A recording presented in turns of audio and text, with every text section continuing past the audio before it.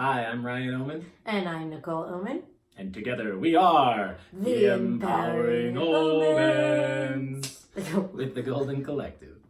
And today we are working with the heart chakra on Thankful Thursday. Yes. And I actually did look it up. Did you? I did. I looked it up. So Anahata means unstruck. Which essentially means unaffected, uninjured, or unhurt.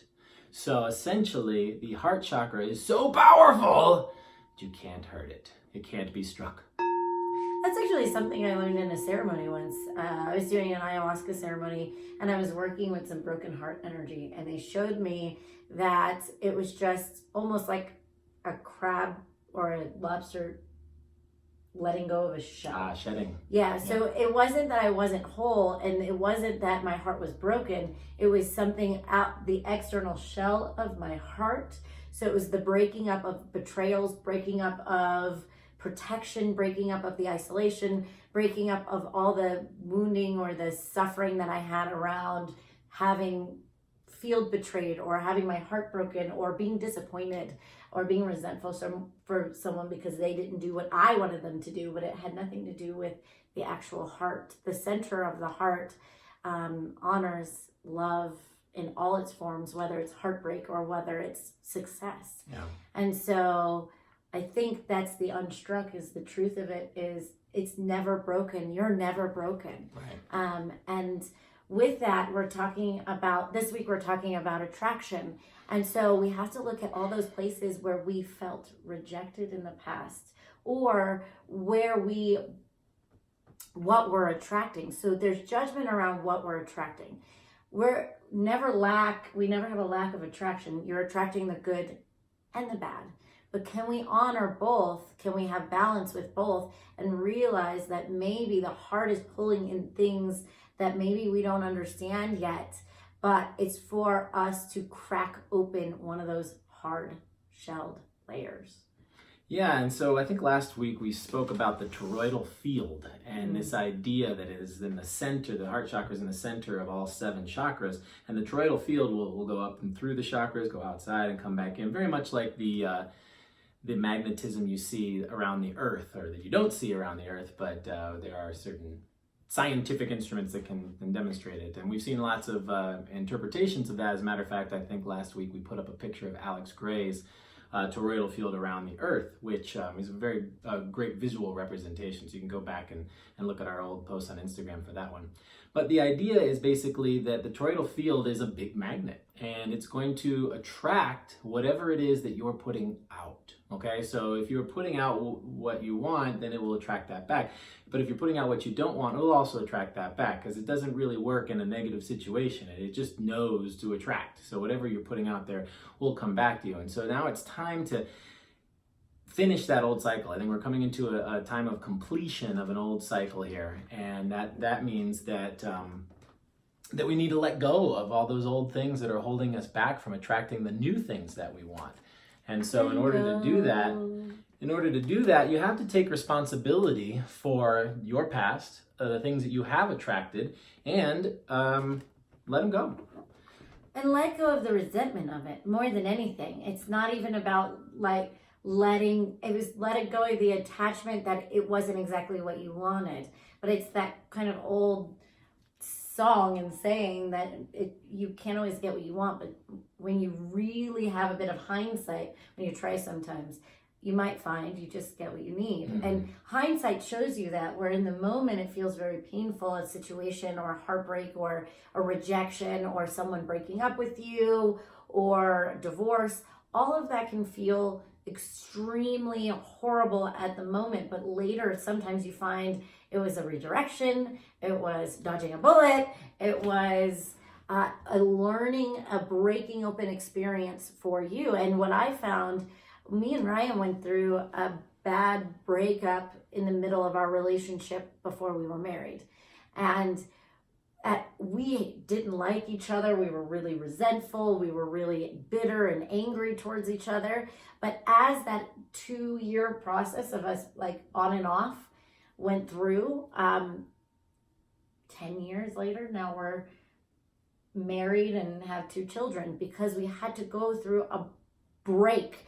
And it wasn't just a breaking up of the relationship, it was a breaking up of our individual selves, breaking up of a layer of the heart. Because what is going on is, whatever you're holding on to, whether it's your conditioning, your victimhood, it's a lot more, you're creating more in your subconscious than you are in your conscious. So what you think you're putting out there, this success or this confidence, but really we're still holding on to these deeper subconscious issues.